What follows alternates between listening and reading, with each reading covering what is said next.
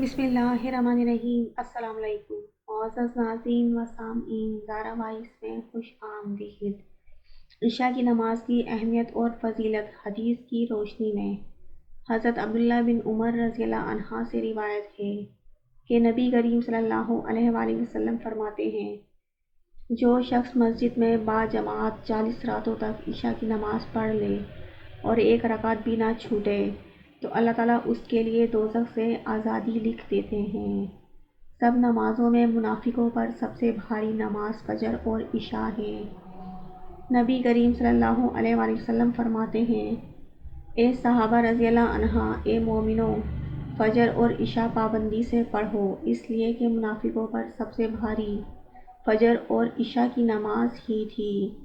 عشاء کی نماز کی یہ فضیلت بیان ہوئی ہے کہ جو نماز عشاء کے لیے حاضر ہوا، گویا کہ اس نے آدھی رات اللہ کی عبادت کر لی، اور اس عشاء کی نماز کے بعد جس نے فجر کی نماز با جماعت پڑھ لی، اس نے گویا پوری رات عبادت کی۔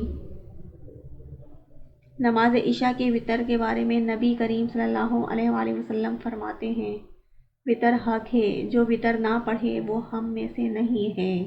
ابو داؤد۔ وتر واجب ہے۔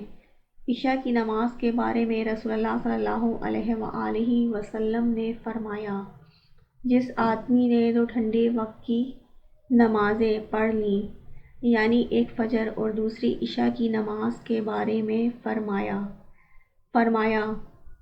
جس آدمی نے یہ دو ٹھنڈی نمازیں پڑھ لیں وہ جنت میں داخل ہوگا۔